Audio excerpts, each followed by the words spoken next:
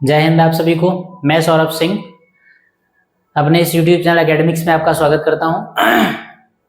हम पढ़ रहे हैं समांतर श्रेणी और समांतर श्रेणी में हमने 2 क्लासेस पूरी कर ली हैं। बहुत सारे सवाल उसमें हो गए हैं और बहुत सारे अभी बाकी हैं। अभी हम पहला ही सब टॉपिक पढ़ रहे हैं। जो 2 क्लासेस हमने की हैं उसमें हम केवल पहला सब टॉपिक अभी हम कर रहे हैं, जिसका नाम था nth टर्म। यानी जो फॉर्मूला अभी तक हमने यूज किया है वो केवल nवें पद का फॉर्मूला यूज किया है। उस पर हमने 2 क्लासेस ऑलरेडी कर रखी हैं। आज तीसरी क्लास हम करने जा रहे हैं। तो आइए देखिए nth टर्म का जो फॉर्मूला है, nth टर्म का जो कॉन्सेप्ट है, उस कॉन्सेप्ट पे और क्या क्या सवाल हमको मिलने वाले हैं। जैसे जैसे आगे बढ़ेंगे सवालों का स्टैंडर्ड थोड़ा सा बढ़ता जाएगा, तो इसी क्रम में हम आगे बढ़ेंगे। और देखिए आज का पहला सवाल जो है आपकी स्क्रीन पे है, यहाँ से हम शुरू करते हैं। आइए पढ़ा जाए सवाल। पहला सवाल जो आपकी स्क्रीन पे है वो है, एक समांतर श्रेणी के 5वें तथा 9वें पदों का योग 30 है। यदि इसका 25वां पद इसके 8वें पद का 3 गुना है तो समांतर श्रेणी ज्ञात कीजिए। The sum of 5th and 9th terms of an arithmetic progression is 30. If its 25th term is 3 times its 8th term, then find the arithmetic progression। मतलब कुछ बातें आपको दे रखी, आपको निकालनी है समांतर श्रेणी। ठीक, रफ पे सबसे पहले ये बात आप बना लिया करिए कि आपको क्या निकालना है और क्या आपको दिया है। आपको निकालनी है समांतर श्रेणी। समांतर श्रेणी निकालने का मतलब क्या निकालना है, a, a plus d, a plus 2d, and so on. इसकी वैल्यू निकालनी है। इसकी वैल्यू निकालने के लिए आपको a चाहिए और d चाहिए। ठीक, अगर इस तरीके से आप सवाल को ब्रेक करना सीख जाएं कि क्या निकालना है और जो निकालना है उसके लिए हमको क्या चाहिए, तो हम सवाल का सोल्यूशन सोच पाएंगे। तो हमको क्योंकि एपी निकालनी है, एपी ये होती है और ये निकालने के लिए हमको ए चाहिए और डी चाहिए। यानी पूरा का पूरा हमारा फोकस किस पे होना चाहिए कि हमको ए और डी निकालना है। ए और डी निकालने के लिए क्या इंफॉर्मेशन आपके पास हैं वो देखिए। आपको सबसे पहले दिया गया 5वें और 9वें पदों का योग। 5वां पद मतलब T5 और 9वां पद मतलब T9, और कहा गया 5वें और 9वें पदों का योग, यानी सम of 5th and 9th terms.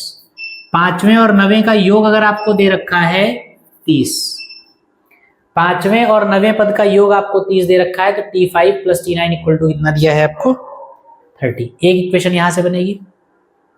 दूसरी बात जो हमको दे रखी है, 25वां पद इसके 8वें पद का 3 गुना है। 25वां पद और 8वां पद, इनमें एक कंडीशन दे रखी। क्या कंडीशन दे रखी, 25वां पद जो है वो 8वें पद का 3 गुना है।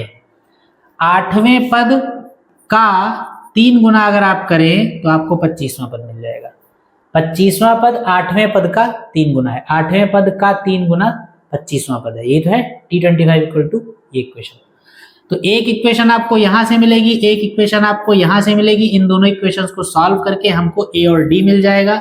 ए और डी हम इसमें रख देंगे तो हमको एपी मिल जाएगी। बस ये प्रोसीजर है इसको सॉल्व करने का। तो आइए शुरू किया जाए। सॉल्यूशन में ये फॉर्मूले, ये इक्वेशंस बनाने के लिए टीएन वाला फॉर्मूला यूज करना पड़ेगा, और टीएन के लिए आपको ए और डी चाहिए होगा। तो ए और डी हम मान लें सबसे पहले।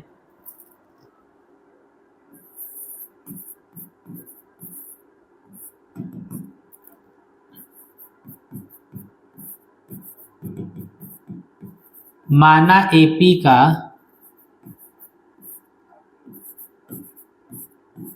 प्रथम पद ए तथा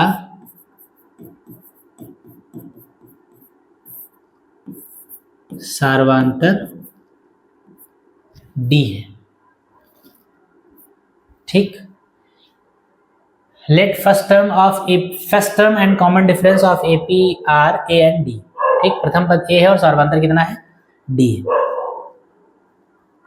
late first term of AP is A and common difference is D।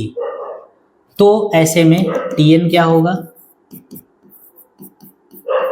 A plus n minus 1 into D, ये Tn होगा। इस Tn का फॉर्मूला ही हम यूज करेंगे जहां जहां पर होगा। अब सवाल में जो दिया है लिखेंगे अकॉर्डिंग टू फर्स्ट कंडीशन, या प्रथम शर्तानुसार या प्रश्नानुसार। जो आपको पसंद आए वो आप लिख लीजिए। हिंदी में पसंद आए प्रथम शर्तानुसार लिख लीजिए, इंग्लिश में पसंद आए अकॉर्डिंग टू फर्स्ट कंडीशन लिख लीजिए, कुछ ना पसंद आए प्रश्नानुसार लिख लीजिए, अकॉर्डिंग टू क्वेश्चन लिख लीजिए, और ये भी ना पसंद आए तो फिर जो पसंद आए वो लिखिए। प्रथम शर्तानुसार सवाल में कहा गया 5वें पद और 9वें पदों का योग 30 है। 5वें पद और 9वें पद, 5वां पद मतलब T5 और 9वां पद मतलब T9। 5वें और 9वें का योग यानी T5 और T9 का सम कितना दिया है? 30। ठीक, 5वें और 9वें का योग जो है वो 30 दे रखा है। फॉर्मूला Tn का यूज कर लिए T5 के लिए, तो क्या होगा? A plus 5 minus 1 into D plus 9वें के लिए फॉर्मूला यूज कर लीजिए A plus 9 minus 1 into D, और बराबर किसके दिया है? 30 के। देखिए A और A मिलके हो गया 2A प्लस 5 में से एक गया 4D, 9 में से एक गया 8, 4 और 8 12, 12D इक्वल टू 30। ठीक है, 2 कॉमन मिलके काट देगा 30 को, क्या बचेगा? A प्लस कितना?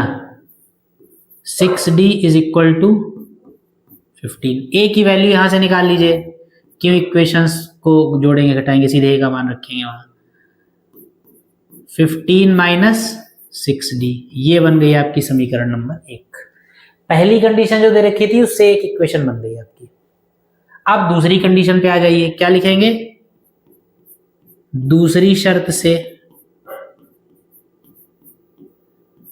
फ्रॉम कंडीशन 2 या according to second situation.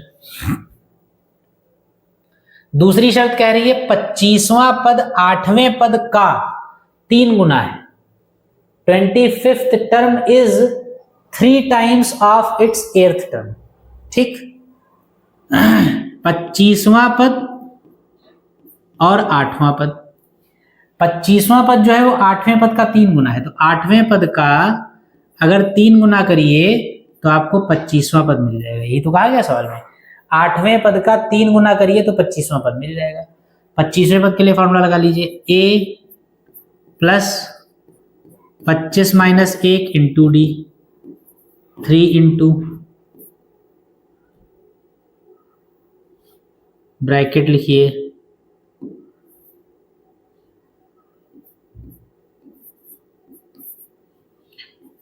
A plus 8 minus 1 into D. ये A बना रहा, ये हो गया 24D, ये हो गया 3A, और ये 8 में से एक जाएगा 7 बचेगा, 7 का 3 से मल्टीप्लाई होगा तो 21D हो जाएगा। A उधर ले जाइए, D इधर ले आइए, तो 3A में से उधर A जाएगा, A चला जाएगा, कितना बचेगा? 2A, और 21D इधर आएगा तो कितना बचेगा? 3D। कोई कांस्टेंट टर्म नहीं बचा। ठीक, 2A और इधर 3D। A की वैल्यू रख दीजिए, A की वैल्यू कितनी होगी? 2। A की वैल्यू है 15 माइनस 6D,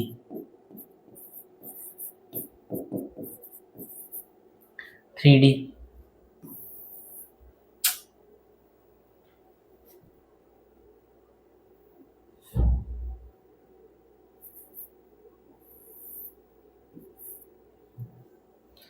सॉल्व कर लीजिए, 30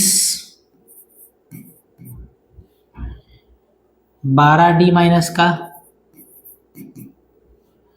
बराबर 3D। 12 उधर जाएगा, ये हो जाएगा 15D is equal to 30। D is equal to 2। D की वैल्यू 2 आ गई, समीकरण नंबर 1 में रख दीजिए।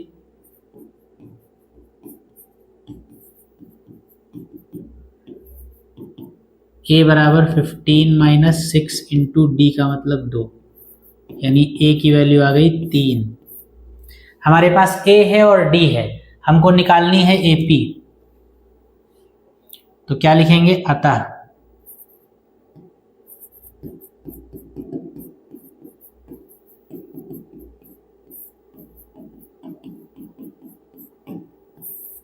समांतर श्रेणी क्या होगी, A comma A plus D comma A plus 2d and so on. A कितना हो जाएगा 3, ये 3 प्लस 2, ये 3 plus 2 into 2 and so on, यानी ये हो जाएगा 3, 3 2 5 और 2 दूनी 4 3 7 सो ऑन। ये आंसर हो गया। ये कुछ कंडीशंस दे रखी थी, समांतर श्रेणी निकालनी थी, तो इन कंडीशंस को यूज करके एपी आप इस तरीके से निकाल सकते हैं। ठीक है, लिख लीजिए इसको।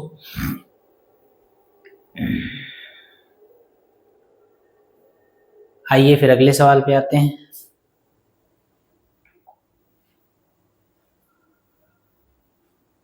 अगला क्वेश्चन है 101 तथा 999 के बीच की प्राकृतिक संख्याओं की संख्या ज्ञात कीजिए जो कि 2 और 5 दोनों के द्वारा विभाजित हों।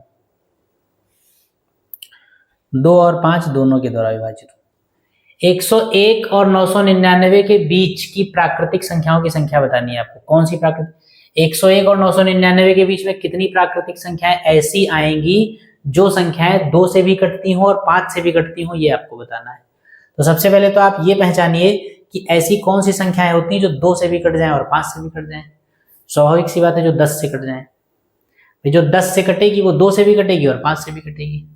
ऐसी कोई संख्या नहीं हो सकती है 10 के अलावा जो किसी संख्या से कटती हो और 2 और 5 दोनों से भी कटती हो। जो संख्याएं 10 से कटती हैं वही 2 से भी कटेंगी और वही 5 से भी कटेंगी। इसके अलावा और कोई ऐसी संख्या नहीं होंगी जो 2 और 5 दोनों से कट जाए। तो आपसे जो सवाल में कहा गया है सिर्फ आपको घुमाने के लिए कहा गया है। आपसे चाहे ये कह दिया जाए कि 2 तथा 5 दोनों के से कटने वाली, या ये कह दिया जाए कि 10 से कटने वाली, एक ही बात है। तो हम क्या करेंगे, 2 और 5 से कटने वाली संख्या अगर आपको निकालनी है तो आप कौन सी संख्या निकाल लीजिए, 10 से कटने वाली निकाल लीजिए।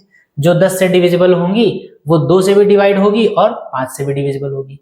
ठीक है, तो 101 और 999, 101 और 999 के बीच में 10 से डिविजिबल, 10 से कटने वाली कितनी की संख्या, कौन कौन सी संख्या, ये हम लिखें। कितनी बात की बात है।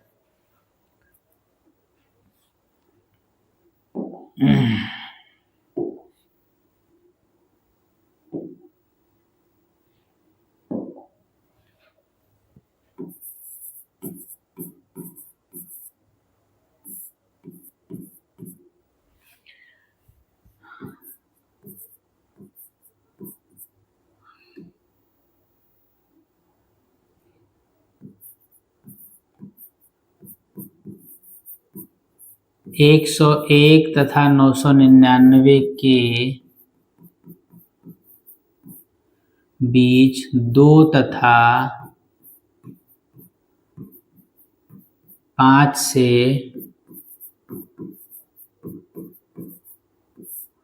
विभाज्य अर्थात 10 से विभाज्य,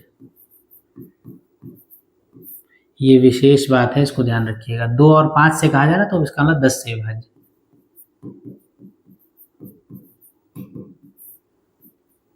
संख्याएं 101 और 999 के बीच में ऐसी सारी संख्याएं वो भी लिखेंगे जो 2 से कटेगी और 5 से कटेगी, यानी कि 10 से कटेगी। 101 और 999 के बीच में जो पहली संख्या है 101 के बाद और 999 से पहले, तो 101 के बाद वो पहली कौन सी संख्या होगी जो 10 से कटेगी, 110। अगली कौन सी होगी 120, अगली कौन सी होगी 130, ऐसे एंड सो ऑन। ये कारवां चलता चला जाएगा और कहां तक हमको जाना, 999 तक। 101 और 999 के बीच यानी 999 या 999 के पहले, तो 999 के पहले की वो आखिरी संख्या कौन सी होगी जो 10 से कटेगी, 990। हमसे कहा गया है कि 101 और 999 के बीच कितनी ऐसी संख्याएं होंगी जो 2 और 5 से कट जाएं। तो 2 और 5 से या 10 से, दोनों सेम बातें हैं। तो हमने ये पता लगा लिया कि 101 और 999 के बीच में ये सारी संख्याएं होंगी। ये संख्याएं इतनी, ये जितनी संख्याएं लिखी ये सारी की सारी ऐसी हैं जो हमारी दी गई कंडीशन को सेटिस्फाई करती हैं। इसमें ये सारी संख्याएं 2 और 5 से कटेंगी। अब ये कितनी है ये हमको बताना है। क्या बताना है,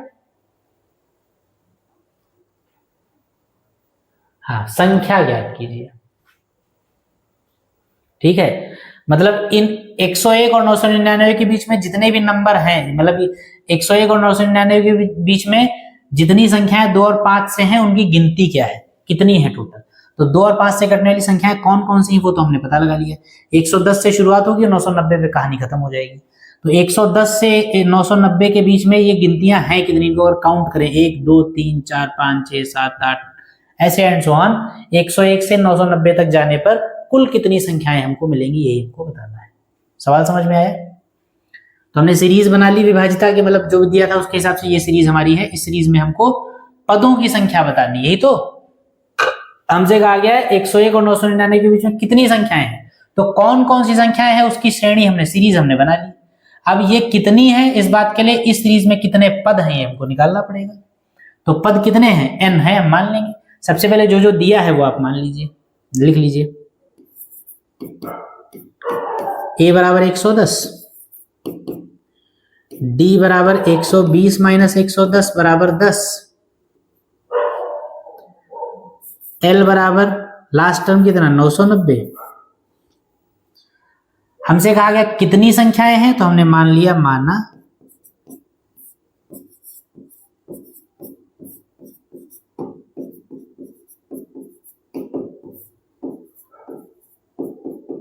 कुल संख्याएं कितनी है n। हमसे ये पूछा गया कि टोटल नंबर्स कितने हैं, तो टोटल नंबर्स हमने कितने मान लिए, n है। यानी इस सीरीज में कुल पद कितने हैं, n। ध्यान से समझिएगा, अगली बात बहुत महत्वपूर्ण है।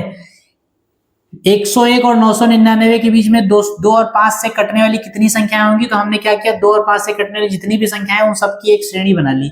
ये सीरीज जो है पूरी पूरी 2 और 5 से कटेगी। अब 2 और 5 से कटने वाली कितनी संख्याएं हैं, तो इस सीरीज में कितनी संख्याएं हम निकाल लें। इस सीरीज में कितनी संख्याएं हमने मान लिया, n। अगर इस श्रेणी में टोटल n पद हैं तो nवां पद जो होगा वही लास्ट होगा कि नहीं होगा। किसी भी श्रेणी में अगर टोटल 50 पद हो तो आखिरी कौन सा होगा, 50वां ही तो होगा भाई। 1 2 3 4 5 6 7 8 एंड सो ऑन, कहां तक गिनेंगे आप, 50 तक। तो अगर किसी सीरीज में 50 पद हैं तो आखिरी 50वां ही होगा। हमने यहां पर माना है कुल संख्याएं n है, यानी कि ये n पद हैं टोटल। अगर ये पदों की संख्या टोटल n है तो इसमें जो nवां पद होगा वही लास्ट टर्म होगा। ये बात क्लियर है, बिल्कुल आसान सी चीज है।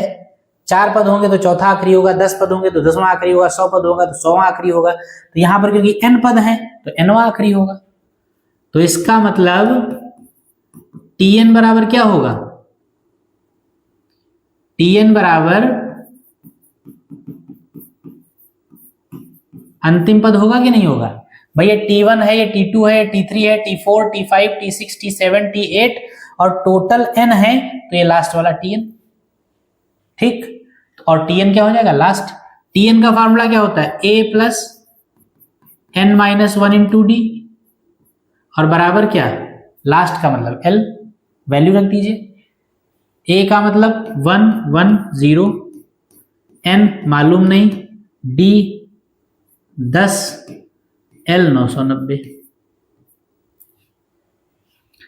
सॉल्व कर लीजिए। ये 110 उधर चला जाएगा, ये 10n या ऐसे ही रख लीजिए, नहीं 110 उधर ही भेजिए। ये 10n माइनस का 10 बराबर 990 और माइनस 110। 990 में से 100 चला जाएगा तो 890 बचेगा, 890 में से 10 और चला जाएगा तो 880 बचेगा। 10n बराबर हो जाएगा 890 उधर जाएगा, n बराबर होगा 8। ऐसी कितनी संख्याएं होंगी जो 2 और 5 से कटेंगी, ऐसी टोटल 89 संख्याएं होंगी जो 2 और 5 से कटेंगी। यहां तक समझ में आया।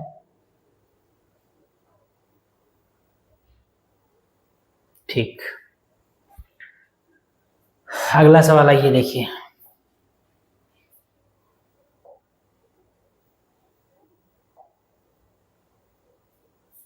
अगला सवाल क्या है, सभी 3 अंकों वाली प्राकृतिक संख्याओं की संख्या ज्ञात कीजिए जो कि 9 के द्वारा विभाजित हो। Find the number of all 3 digit natural numbers which are divisible by 9।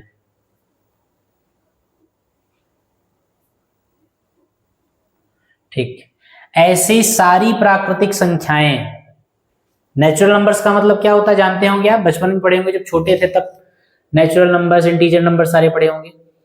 तो इसमें आपको बताना वो सारे नेचुरल नंबर्स, आपको बताना सारे नेचुरल नंबर्स नहीं, ऐसे कितने नेचुरल नंबर्स होंगे जो दो बातों को सेटिस्फाई करते हो सवाल की। पहली बात है ऐसे कितने नेचुरल नंबर्स होंगे जो, पहली बात ये है और दूसरी बात ये है। ऐसे कितने नेचुरल नंबर्स होंगे जो नेचुरल नंबर्स 3 अंकों के हों और 3 अंकों के होने के साथ साथ 9 से विभाजित होते हैं, 9 से कटते हों। तो सबसे पहले तो 3 अंकों के नेचुरल नंबर्स हम लिखने शुरू करें और ऐसे नेचुरल नंबर्स लिखने शुरू करेंगे जो 9 से कट जाएं। तो 3 अंकों का सबसे पहली बात, पहला नेचुरल नंबर क्या होगा, पहले रफली सीरीज बनाएंगे, या सोल्यूशन आप हेडिंग डाल लीजिए थोड़ी सी।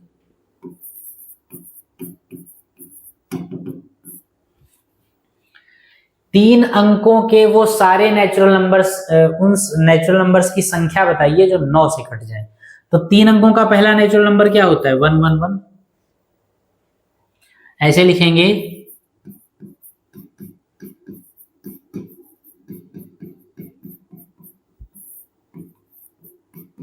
9 से विभाजित होने वाली 3 अंकों की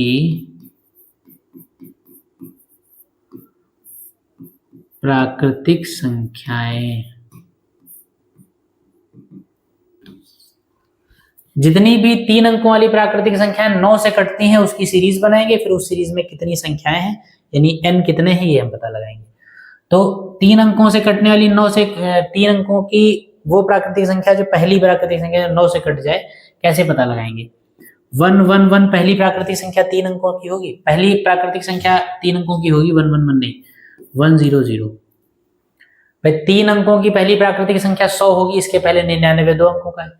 तो देखिए 100 9 से कटता है क्या, नहीं कटेगा, तो ये तो हो नहीं सकती। दूसरी क्या होगी 101, 9 से कटेगा, 9 1 कम 9 1 बचेगा, 11 नहीं कटेगा। 102, 9 1 कम 9 नहीं कटेगा। 103, 9 1 कम 9 1 13 नहीं कटेगा। 108, 104 भी नहीं कटेगा, 14 बचेगा। 115 16 17 18, 108 को जब काटेंगे तो 9 1 कम 9 1 बचेगा, 9 दूनी 18, यानी पहली संख्या जो 3 अंकों की होगी वो क्या होगी 108। अब दूसरी आपको यहाँ बार बार लिख के निकालने की जरूरत नहीं, क्योंकि 9 से कटने वाली चाहिए ना, तो इसमें 9 9 बढ़ाते चले जाइए और 9 से कटती चली जाएंगी। 9 8 17, 117, इसको 9 से काटेंगे 9 से कट जाएगी। फिर 17 में 9 जोड़ दीजिए, कितना आएगा 24, सॉरी 17 में 9 जोड़ेंगे 26, ये भी 9 से कट जाएगा। 9 1 कम 9 9 चौक 36, और 3 पद लिख गए हैं शुरुआत के, बस बहुत है, एंड सो ऑन। अब लास्ट पता लगाइए, लास्ट की लिमिट क्या है 999 नहीं, अच्छा सभी 3 प्राकृतिक संख्याएं, जितनी भी 3 अंकों की प्राकृतिक संख्याएं हों संभव, उन सब की गिनती बताइए आप। तो 3 अंकों की आखिरी प्राकृतिक संख्या क्या होती है 999, इसके बाद आ जाएगा आपका 4 अंक 10,000, तो ये तो लेना नहीं है आपको। 999 आखिरी प्राकृतिक संख्या होती है और ये 9 से कटती भी है, तो इसीलिए आखिरी संख्या क्या होगी 3 अंकों की जो 9 से कटेगी। 9 से कटने वाली 3 अंकों की पहली प्राकृतिक संख्या 108 होगी और 9 से कटने वाली 3 अंकों की आखिरी प्राकृतिक संख्या 999 होगी। ठीक है,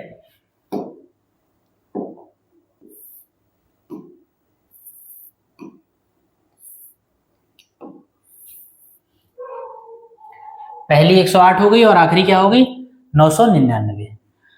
हमको ये बताना है कि इसमें इनको गिना जाए तो, अरे यार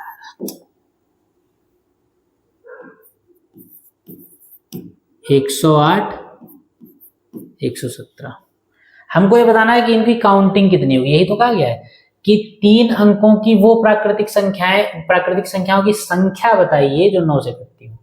तो 9 से कटने वाली प्राकृतिक संख्या 3 अंकों की ये सारी हैं, इनकी संख्या आप बताइए। तो इनकी संख्या आप कितनी मान लेंगे? n मान लेंगे। सबसे पहले तो जो दिया है वो लिख लेंगे आप। a बराबर 108,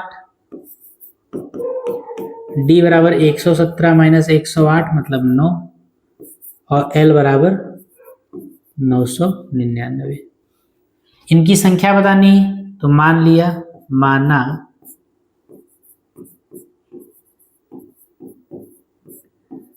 ये कुल n पद हैं। टोटल नंबर ऑफ टर्म्स कितने मान लिए हमने? n। अगर ये टोटल n है तो इसलिए जो nवां पद होगा वो क्या होगा? वही अंतिम पद होगा। ये वही कॉन्सेप्ट है। कुल पद अगर ये n है तो nवां पद जो होगा वही आखिरी होगा। tn equal to last. tn का फॉर्मूला होता है a plus n minus 1 into D is equal to last.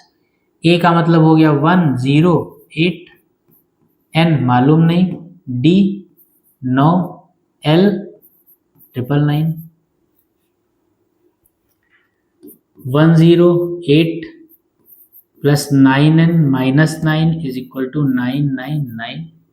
108 में से 9 चला गया, 108 में से 9 चला गया तो 99 बचेगा, उधर जाएगा तो माइनस में चला जाएगा। 9n इक्वल टू कितना आ जाएगा? 900। n इक्वल टू कितना आ जाएगा? 100। 3 अंकों की कुल 100 प्राकृतिक संख्या ऐसी होंगी। कुल पद कितने माने हमने? n की वैल्यू आ गई 100। तो यानी कुल कितने पद होंगे ये? इसमें अगर गिनती करें आप तो कितने होंगे? 100। 3 अंकों की कुल 100 प्राकृतिक संख्या ऐसी होंगी जो 9 से विभाजित होंगी। ठीक, लिख लीजिए इसको, फिर अगला लगाया जाए।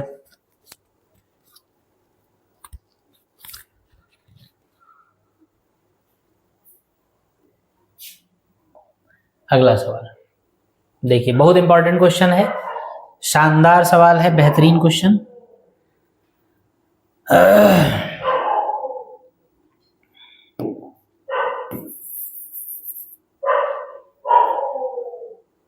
नहीं है, बढ़िया दिखेगा नहीं, छोड़िए इसको।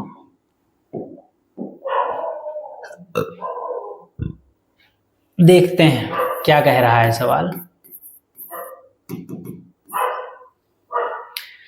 एक समांतर श्रेणी का पीवां पद Q है और Qवां पद P है, तो सिद्ध कीजिए कि इसका nवां पद P plus Q minus n होगा। सवाल में कोई बहुत विशेषता नहीं है, लेकिन क्योंकि जब नंबर्स हटाकर लेटर्स यूज कर लिए जाते हैं सवाल में तो सवाल इंपॉर्टेंट हो जाता है। वैसे सवाल पूछे जाते हैं, क्योंकि अक्सर आमतौर पर लेटर्स से बच्चे घबरा जाते हैं कि अरे इसमें कोई डिजिट दे नहीं रखी, क्या जोड़ेंगे, क्या घटाएंगे, कैसे क्या सॉल्व करेंगे। तो वो सवाल कठिन मानने लगते हैं बच्चे, हालांकि कठिन होता नहीं है। तो देखिए कैसे किया जाए। रफली अगर समझना चाहें तो फिर से समझ लें। एक एपी है, एपी का पीवां पद Q है। पीवां पद का मतलब क्या? एनवां पद TN होता है, तो पीवां पद क्या होगा? TP होगा। पीवां पद कितना दे रखा? Q। तो पीवां पद यानी TP इक्वल टू Q, ये इससे इक्वेशन 1 बनेगी। फिर Qवां पद P है, Qवां पद मतलब TQ, ये P दिया है, इससे इक्वेशन 2 बनेगी। इन दोनों इक्वेशंस को सॉल्व करेंगे, सॉल्व करके हमको क्या मिलता है भाई? ये A और D में एक इक्वेशन बनती है, ये AD में दूसरी इक्वेशन बनती है। दोनों को सॉल्व करते हैं, क्या मिल जाता है? A और D मिल जाता है। हमको nवां पद इसका निकालना है। कौन सा निकालना है? nवां पद निकालना है। तो जब A और D मिल जाएंगे तब TN वाला फॉर्मूला यूज करेंगे, उसमें A और D की जो भी वैल्यूज आई है रख देंगे, प्रूव हो जाएगा जो भी होना है। ठीक, तो क्या मानना पड़ेगा हमको? सबसे पहले A और D मान लेते हैं, प्रथम पद और सार्वधातुक D है, ये मान लेते हैं।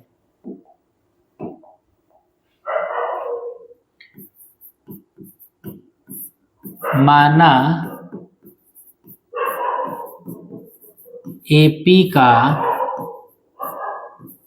प्रथम पद A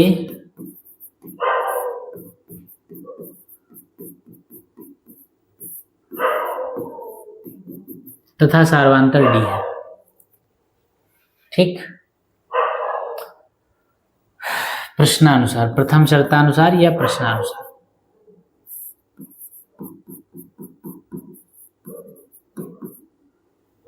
छोड़ो, प्रश्नानुसार लिखो, बहुत बड़ा हो जाता है।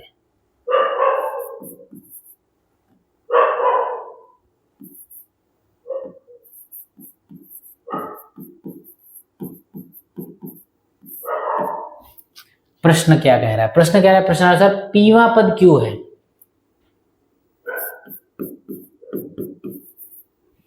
टीपी इक्वल टू क्या दे रखा है? क्यू दे रखा है। दिख रहा है? ठीक, दिख रहा है। टीपी इक्वल टू क्यू दे रखा है। फॉर्मूला क्या था टीएन का? A plus N minus one into D. A plus N का मतलब P minus one into D is equal to Q. Equation number 1। Solve होने जैसा कुछ है नहीं अभी इसमें।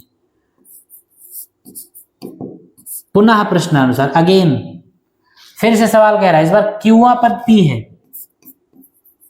क्यूआ पद मतलब टी क्यू कितना है? P. Formula A plus Q minus one into D is equal to P. Equation number 2। क्या करते हैं जब दो समीकरणें हमारे पास ए और डी में होती हैं या एक्स और वाई में होती हैं, तो दोनों समीकरणों को सॉल्व करने के लिए जनरली क्या करते हैं? माइनस कर देते हैं उनको। माइनस कर दीजिए। इक्वेशन 1 माइनस इक्वेशन 2 या 2 माइनस 1 कुछ भी कर दीजिए। Equation 1 minus equation 2। देखिए समीकरण 1 में से जब समीकरण 1 2 घटाएंगे तो ए से ए कैंसिल हो जाएगा। ठीक, ये वाला पद माइनस ये वाला पद लिखा जाएगा। इतनी कैलकुलेशन तो कम से कम आपको आनी चाहिए। माइनस दूसरा है आपका q minus one into D और इज इक्वल टू क्या आएगा? q minus P.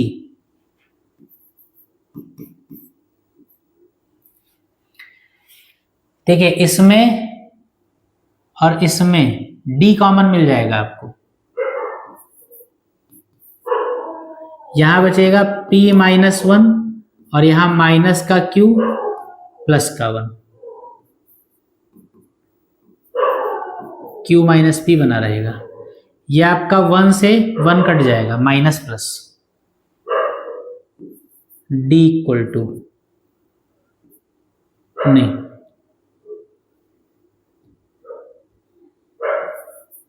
d bracket में आपका रहेगा p माइनस क्यू।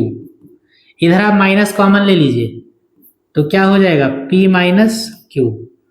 ये देखिए ये कट गया, p माइनस क्यू से p minus Q. d equal to कितना आ गया? माइनस का 1। d की वैल्यू आ गई।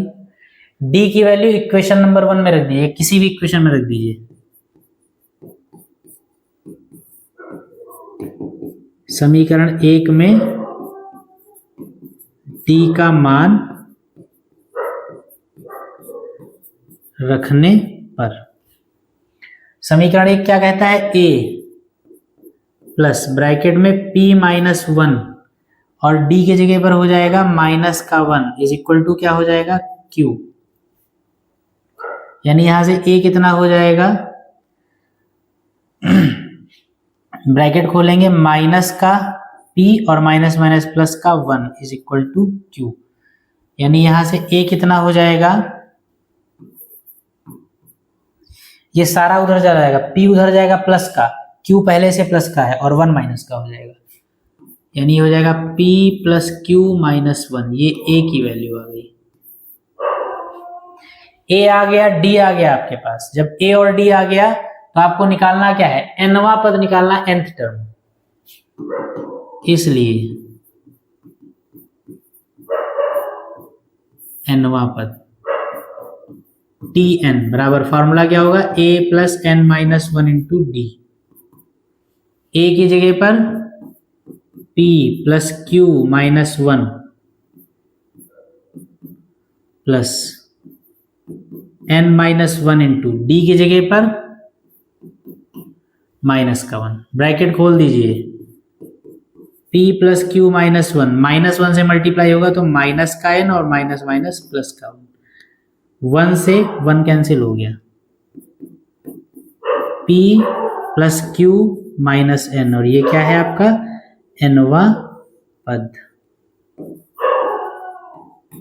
देखिए यही प्रूव करना था। p plus Q minus n आया। तो ये जो जिनमें डिजिट्स नहीं होते हैं वो क्वेश्चन मुश्किल नहीं होते हैं, वो बस देखने में बच्चों को लगने लगते हैं, आप लोग घबरा जाते हैं बेवजह, और इम्पॉर्टेंट बहुत होते हैं, बहुत महत्वपूर्ण सवाल है, इसको लिख लीजिए। फिर और एक आध क्वेश्चंस देखे जाएं, एक क्वेश्चन और देख लीजिए, फिर क्लास को रोका जाएगा।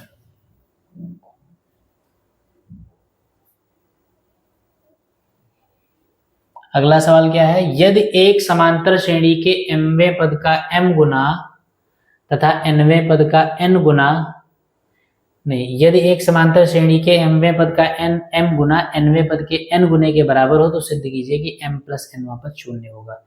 If m times of the mth term and of an arithmetic progression is equal to n times of nth term, then prove that its m plus nth term is 0। आइए फिर से बात सारी वही है, थोड़ा सा इधर रफ वर्क आप कर लीजिए। क्या कहा गया है, यदि एक समांतर श्रेणी के mवें पद का m गुना, mवें पद का मतलब कितना, tm, mवें पद का m गुना,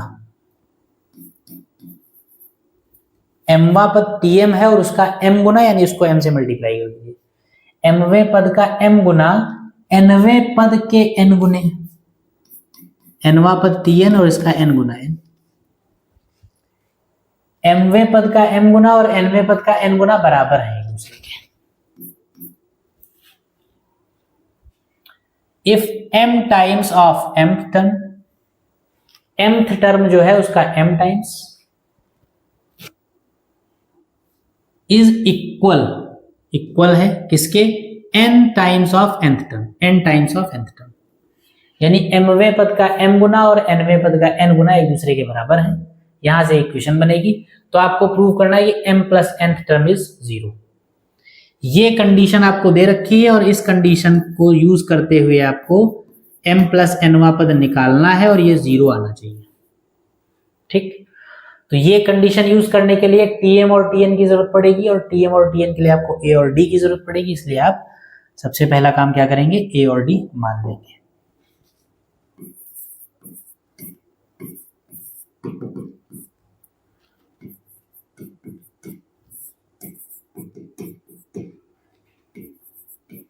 माना AP का प्रथम पद A तथा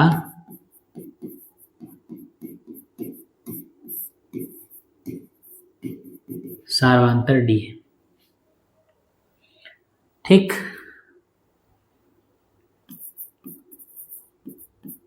क्या लिखेंगे, प्रश्नानुसार क्या कह रहा है सवाल, वो कह रहा है सवाल, वहां हमने समझा है, बार बार उसको बोलने की मतलब समझ चुके हैं आप। सवाल कह रहा है कि mवें पद का m गुना और nवें पद का n गुना बराबर है एक दूसरे के, यानी वो कंडीशन है m इंटू mवां पद बराबर n इंटू nवां पद, यही कह रहा है सवाल। इसको इधर लिख लीजिए थोड़ा,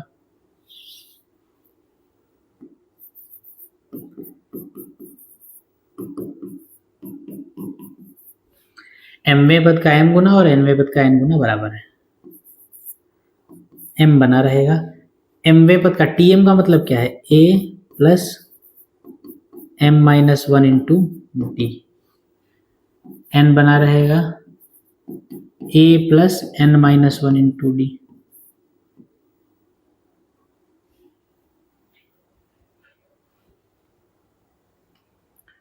तो m ब्रैकेट ओपन कर दीजिए,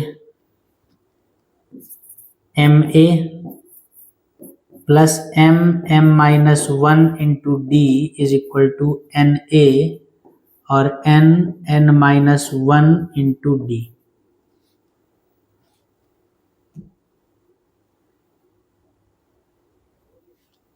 ठीक है, ए वाले टर्म से एक पास कर लीजिए और डी वाले टर्म से एक पास कर लीजिए। तो एन ए को इधर ले आइए और डी को उस तरफ ले जाइए। तो एन ए इधर आएगा तो M A minus N A, यानी ए कॉमन मिल जाएगा। m माइनस n a बराबर, ये उधर जाएगा तो इसमें और इसमें d कॉमन मिल जाएगा,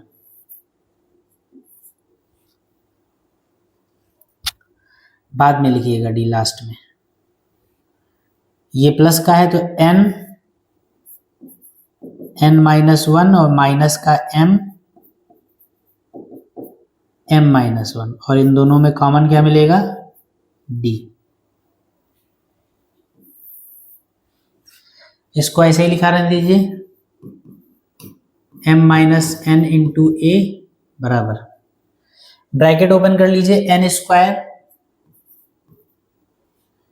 minus n minus m square और माइनस माइनस प्लस का m, ये हो गया d।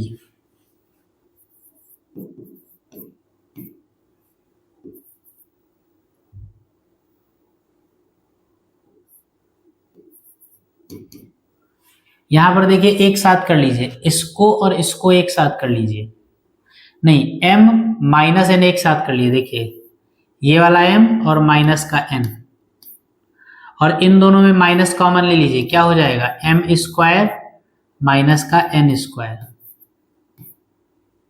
और ब्रैकेट के बाहर d।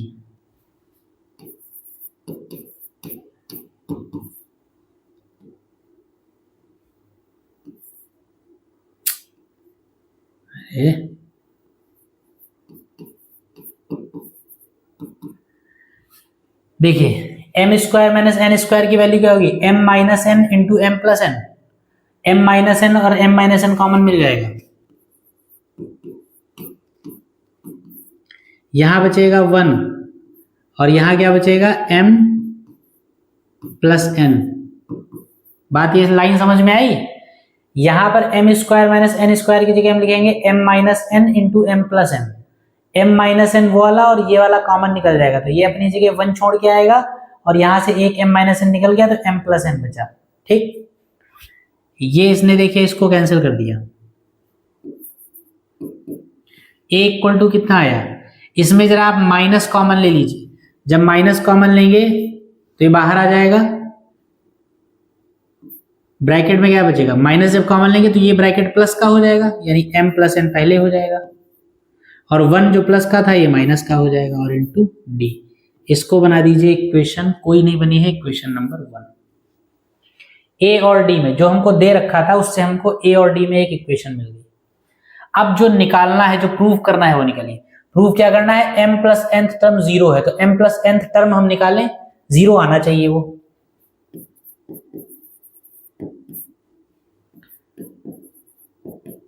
m प्लस nवा पद ऐसे लिखेंगे,